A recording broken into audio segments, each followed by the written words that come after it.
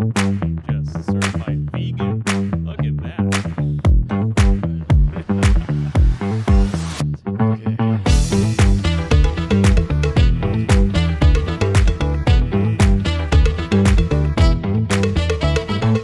Welcome to Kidmin Backstage, the place where we talk about kids ministry and take a peek behind the scenes. We try to share a little bit of what we've learned that works for us and some of our failures so you can avoid them.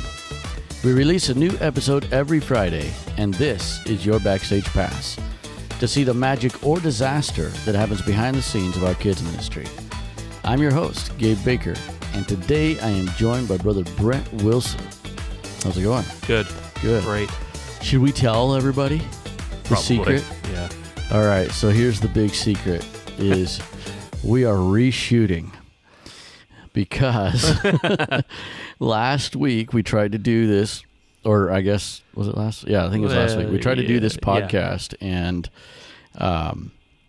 we're gonna do something a little different on this podcast, and we did it last week. It was great. It went great Until the end. And so we were trying to listen to some audio live and do kind of some reaction and talk about a little bit of our script.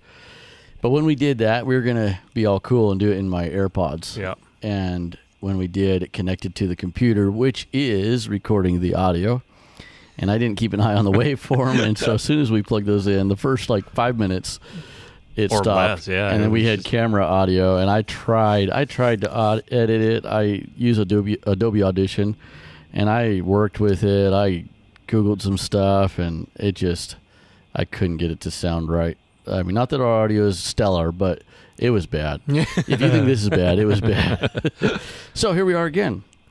That's and we'll try this again. So, okay, let's explain really quick what we're going to do. The name of this is the Ascent, and I think we called it, the script review, kind of? Yeah, something like that. So this is an upcoming script, and we're doing a gladiator theme. And so just to explain to the audience what I did is we wrote the script, and then I plugged the script in, we wrote it, or I wrote it, I guess, and then I plugged it into ChatGPT and asked it to write a novel, basically, based off the script, which is pretty cool. And so it wrote it, and then I put it into another AI and had it read it with voice inflection and everything. Not different voices, but just one, just like a regular book, like an audio book, not a drama. Not a dramatized. And then I did take the time to go in myself and add a few, like some music and some sound effects in the beginning and the end kind of the episodes. So this is, there's mistakes in it, and some of the voice inflection is off. It's like, no, he's not supposed to say it like that. But this is just for our staff. That's all.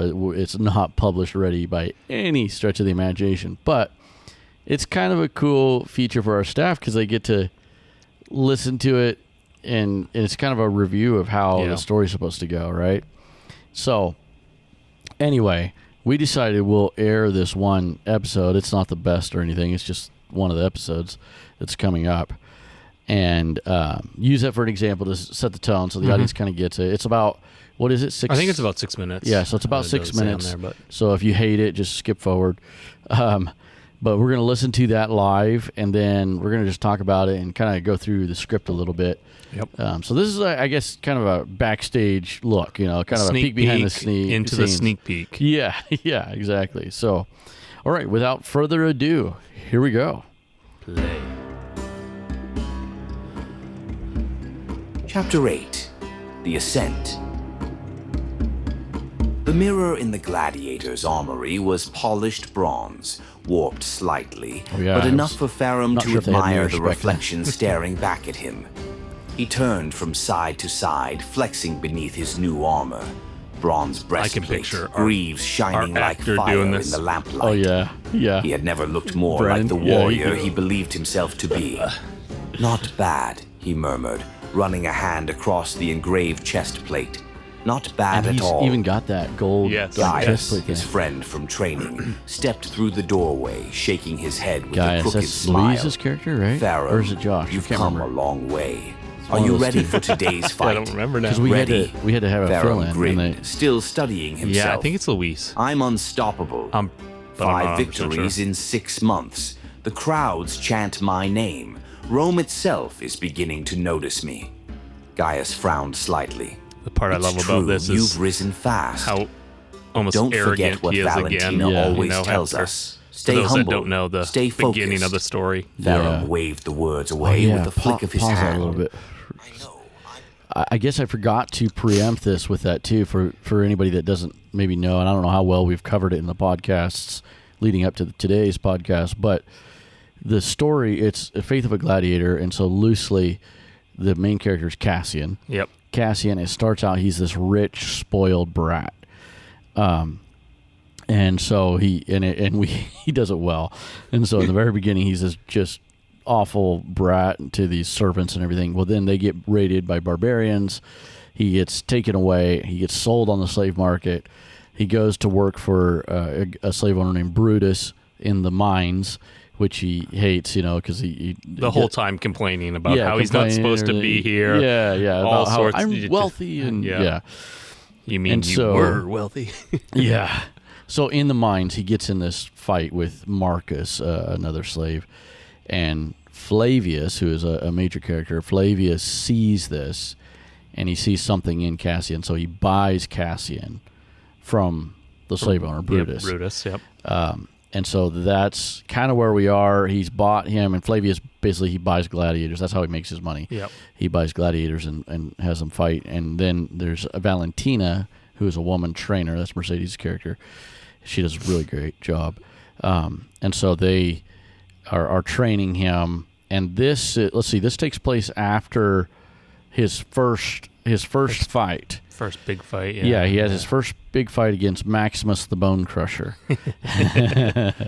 And so at a smaller arena, and he won. And then this script, The Ascent, is basically talking about his rise. Which, if you were at Sunday school on Sunday morning, you would have caught that we were already in the Coliseum because someone mentioned, and I was like, "Oh, we're not there. We're not there yet." And then he said the Coliseum of Chehalis. Oh, did he? I didn't catch that part. I was just like, Coliseum, like, no, not yet. We're not quite to the Coliseum yet. But anyway, so that's some backstory.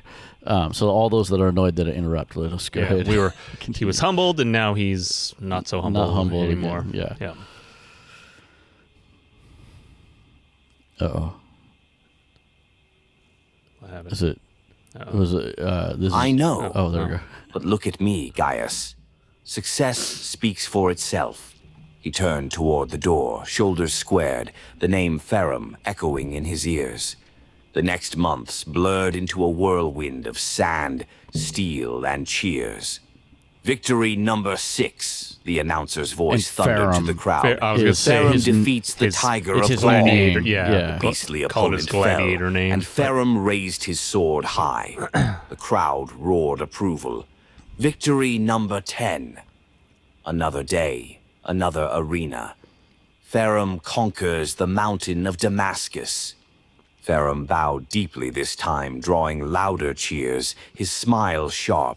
Victory number 15. Ferrum destroys the lightning of Britannia. The crowd chanted his name. Ferrum, Ferrum, as he strutted across the sand. He had learned to draw out their adoration, to let it wash over him until he needed it like air. After one such victory, a man in fine robes approached him near the gates. Magnificent performance, the man declared, his voice smooth as oil. Simply magnificent. Ferrum removed his helmet, sweat dripping. Thank you, my lord. I live to entertain. I am Senator Quintus, the man introduced himself. I would like to make you an offer. Yeah, we got Ferrum's eyes lit up. Fun character. What kind of offer? Private training. The finest equipment money can buy, and matches in the most prestigious arenas of Rome. Within the year, you could be fighting in the Colosseum itself. Ferrum's breath caught. The Colosseum, the greatest stage of them all. And what do you want in return? Quintus smiled thinly, handing him a heavy purse of gold. Only for you to win. The rest will follow. Flavius appeared then, eyes narrowed with suspicion. Be careful, boy, he warned. Men like him always want something. Faram's fingers closed greedily around the gold. What they want is for me to win. And that is exactly what I do best. But as his victories mounted, Valentina grew harsher. Your footwork is sloppy today, she snapped one morning during drills. It's good enough to win, Faram replied with a smirk. Good enough will get you killed, she barked. Have you not seen my record lately? Faram countered, twirling his blade. I'm starting to get that 18 fights, that attitude 18 wins. That Her eyes flashed. I've seen many gladiators rise, Faram. The proudest are always the ones who fall the hardest. Later, Julius and Gaius tried to bring him back. Join us for dinner tonight, like old times, Julius offered. I can't, Faram said, adjusting a cloak trimmed with gold thread.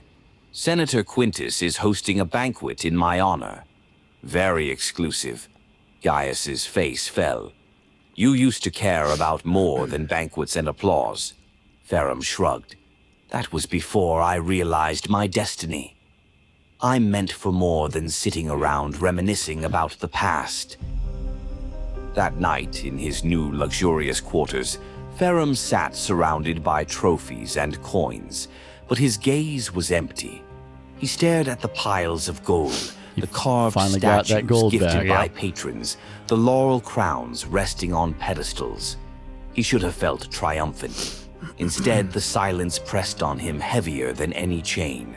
Everything I ever wanted, he whispered to himself.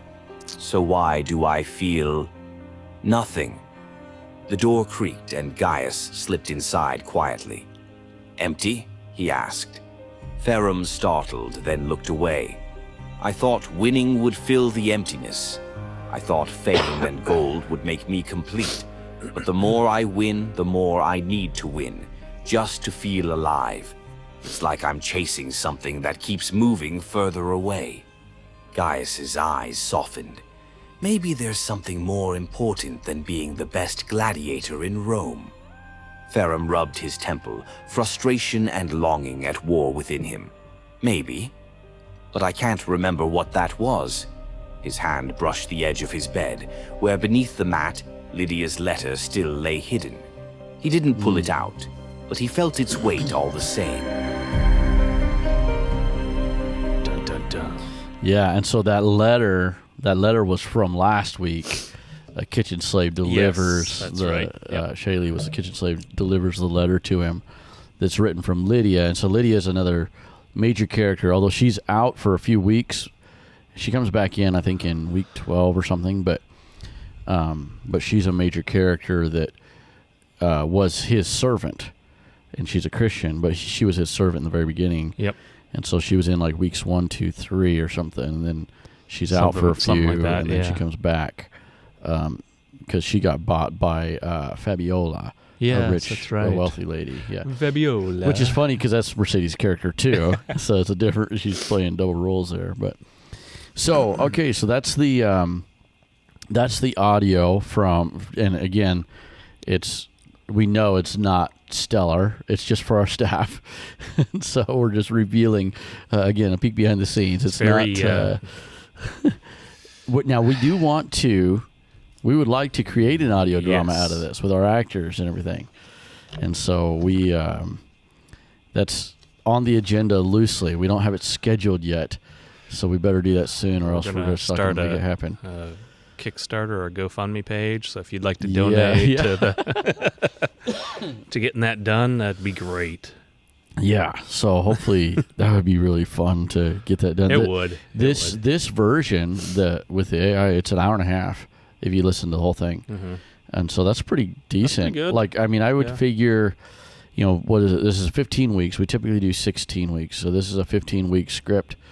So I think with the other one that we kind of worked on a little bit, I think I was figuring like if we could get an hour, I'd be happy with that. That'd well, be considering cool. too, like these audios that we listen to, that's like about 6 minutes. That's about like what our 6 to 8 minutes theme of skit our actual Sunday school live is, right? So it's a whole lot of Yeah, so what I did when I plugged that in is I used almost all of the dynamic openings are theme related. Mm-hmm. Just happens to be. Now, in regular scripting, our dynamic opening is probably about 60-40, maybe 70-30 theme than Bible. Right. Meaning, like, sometimes a dynamic opening is a preview to the Bible story, but sometimes it's a preview to the theme. Yes. And so it goes back and forth. It just kind of depends on, there's a few factors. We won't get into that. But anyway, so this one mostly is theme related to the dynamic openings. So when I plugged it in to the AI, I used the theme skit and the dynamic opening and just had it combine the whole thing as one quote unquote novel. Right. So, but yeah, so when we do this one, the Ascent, and the lesson is everything is nothing without God. And so it talks about worldly success without wisdom and remembrance of God leads to emptiness. And then we talk about, and our Bible story is Solomon. So we'll go through the script. We'll talk about that a little bit, but it's from 1 Kings 3. Then, of course, we have our memory verse and everything.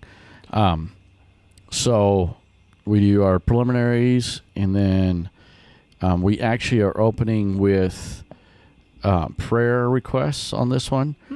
Part of the reason for that is Brent, our main character, is sometimes delayed. Yeah, due that's to true. He plays music for a special group, and so anyway, he's kind of got to have him. It's been tight on some of them. Yeah. Even this past one when I was out doing the you were doing a segment preliminaries, you guys were supposed to do, right? By the time we got up here, kids are sitting down. We're tail end coming in, I think. And he was supposed to be up here. He was right? supposed to be. Me and him were supposed to be doing. Memory verse or something. I think so. Yeah. And they like wrapped up dynamic opening / what I think it was just dynamic opening so quickly, and it was we're racing to get out there and just yeah. Yeah, I remember that too, actually, because I was joking because I was in dynamic opening. But, yes, but John, Keach, he was on the stage, so he could see the timer, and we couldn't. So we ended 45 seconds early, and so, but I didn't know that because I couldn't see the timer, and so I blamed it on him. I was like, he was on stage. But anyway, so then we go into dynamic opening, which is basically that whole scene with Cassian standing in front of the mirror. Checking himself out, admiring himself. Yeah, and then Gaius comes in and talks to him a little bit. And so that was what we were talking about in the beginning there. Gaius was one character was casted for it, and he couldn't make it. And so it's kind of critical. I mean, he's a kind of a main character. And so anybody that's like reoccurring more than twice is kind of a main character. Mm-hmm. And so I had to recast him on the fly, so we had to do a fill-in, and that person has to be Gaius, and so they have to be Gaius for the rest of the time.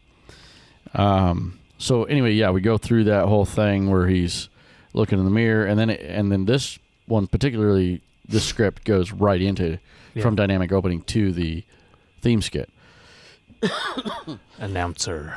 And so this will be interesting. I called it the victory montage, but in the where he's basically going from arena to arena. Oh yes, that's right. We talked about this. So we talked about this in our failed podcast.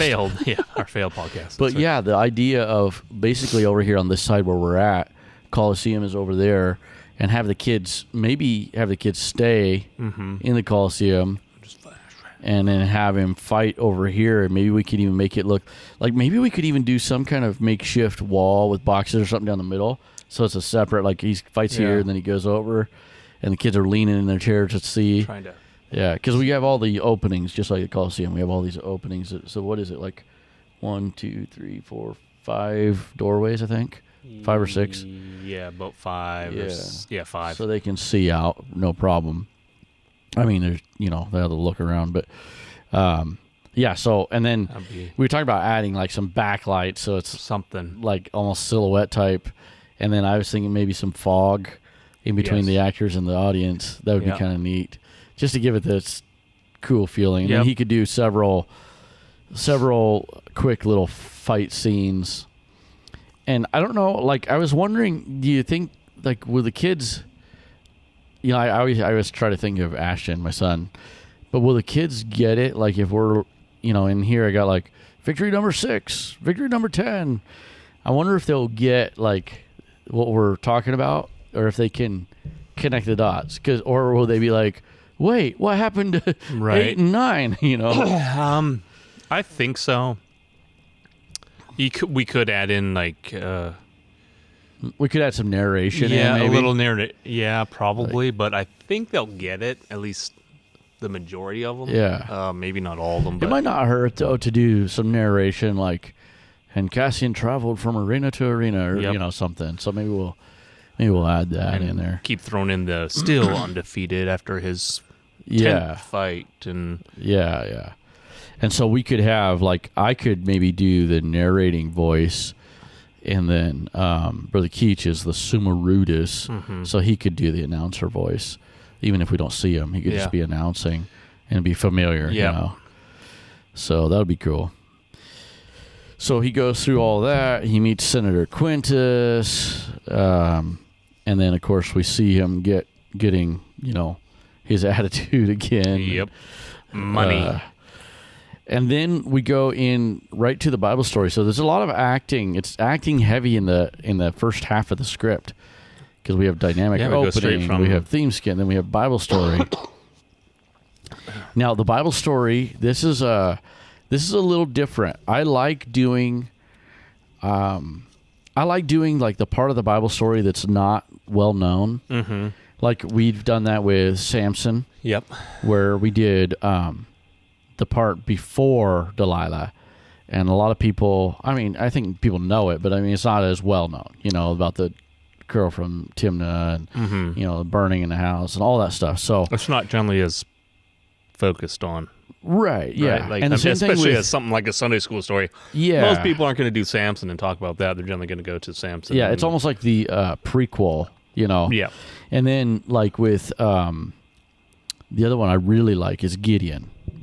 Because and Gideon, it's the opposite. It's like the sequel. It's the after part, you know, after the 300 men. Mm-hmm. Because the angel says, "Thou mighty man of valor," and then you see later on he becomes like a really bad dude. He goes, you know, tears down the Tower of Peniel, and I love how I think it's the King James says that he took them into the thorns and taught them a lesson. And that's not Peniel, that's somebody else, I think. But anyway, with this one, it's not as a fun part, because it's negative. It goes negative. But this is Solomon, so we go into Solomon, you know, praying for wisdom and all of that. And then, of course, the story we've done so many times, and we've done it serious and we've done it funny with the baby, with, you know. The moms and the baby. Yeah, and the moms and stuff. So we have that where he threatens to cut it in half and all that, because they're arguing about whose baby it is. And so it shows his wisdom. But then it's very rapid fire too. Like, we're not spending a lot of time.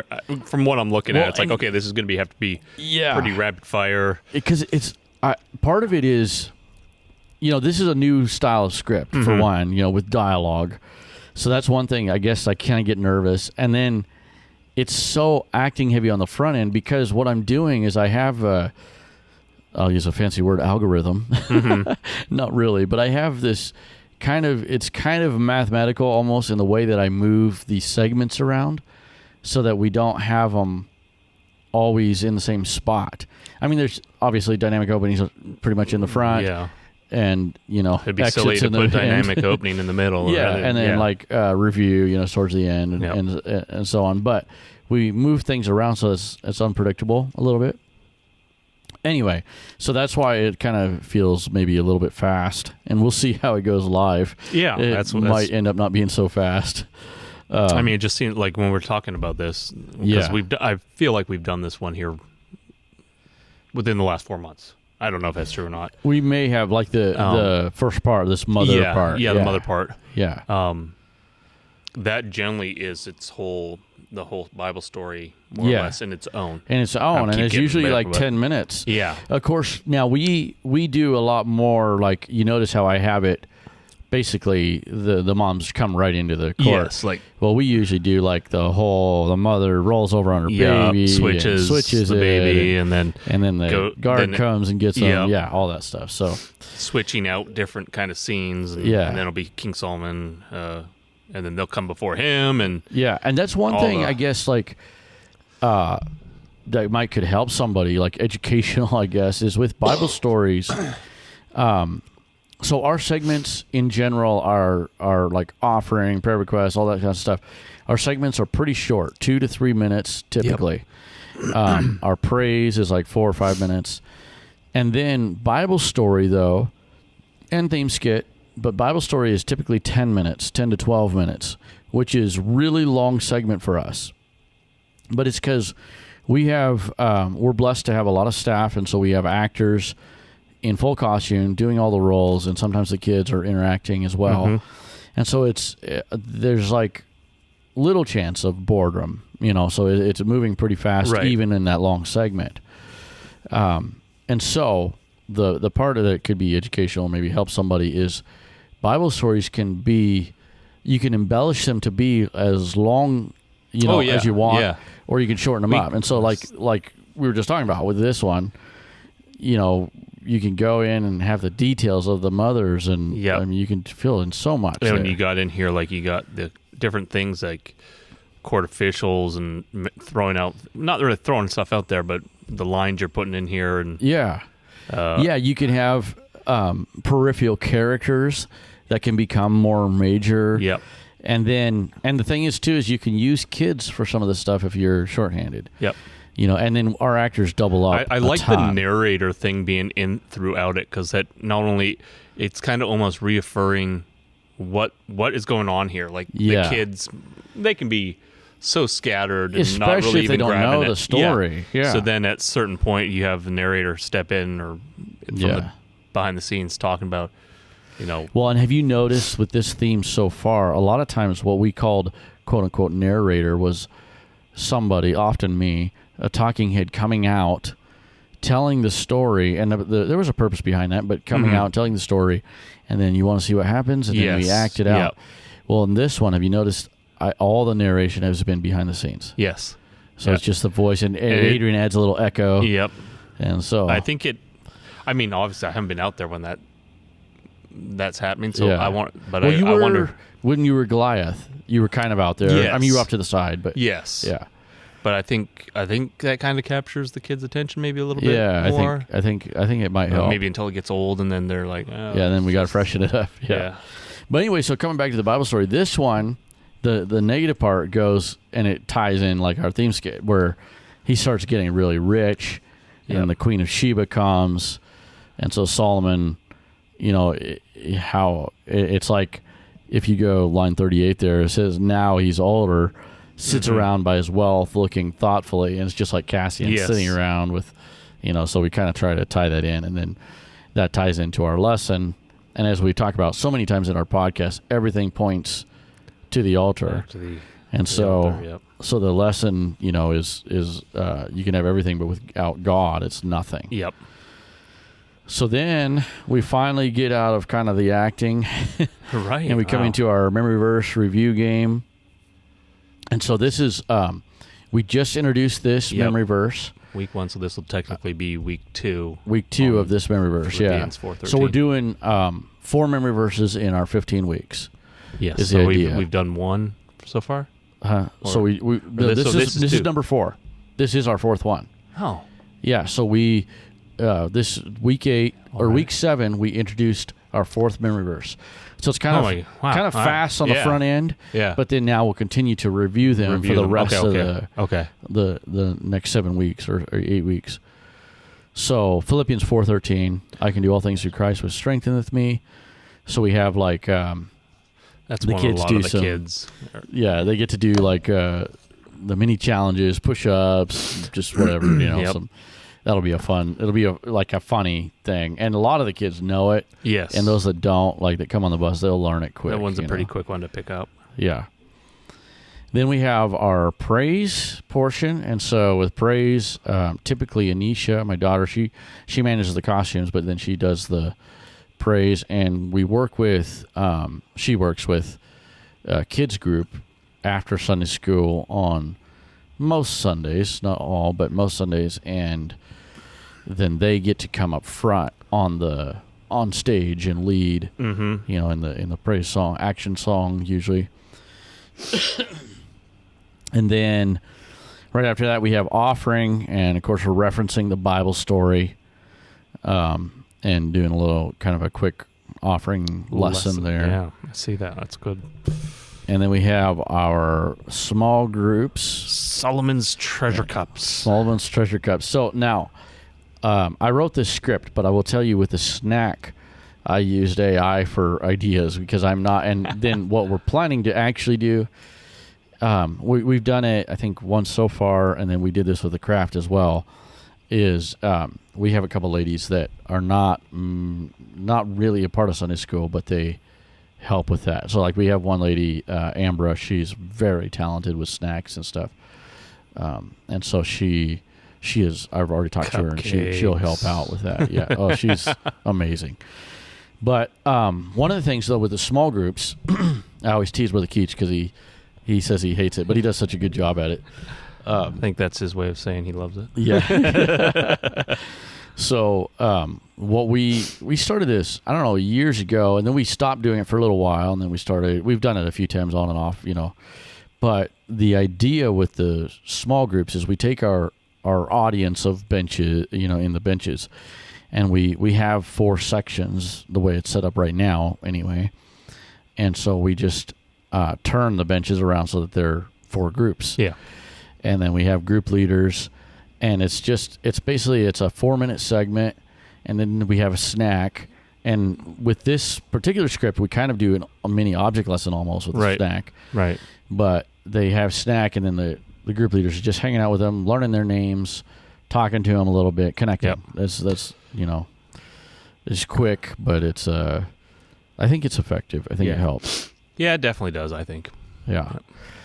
And then we have our object lesson, which we are doing more and more of the object lessons. Mm-hmm.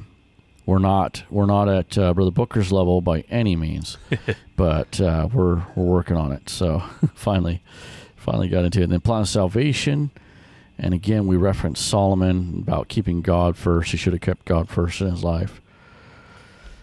And then we have an interactive game. So this is something I kind of added in. And part of the reason is, so it's week 8. We often, with a lot of our scripts, and we're running out of time, but with a lot of our scripts, we do a lot more interactive stuff than we have been. I mean, we do some for the memory verses and stuff. But anyway, so this is kind of adding that in. Then we go into altar call and review and exit. So... Okay, well, there it is. That's it, folks. This one, I think, it's still recording. So it looks like it's still going. I hope it worked. Nothing else will have audio. All right, well, I think that's a wrap.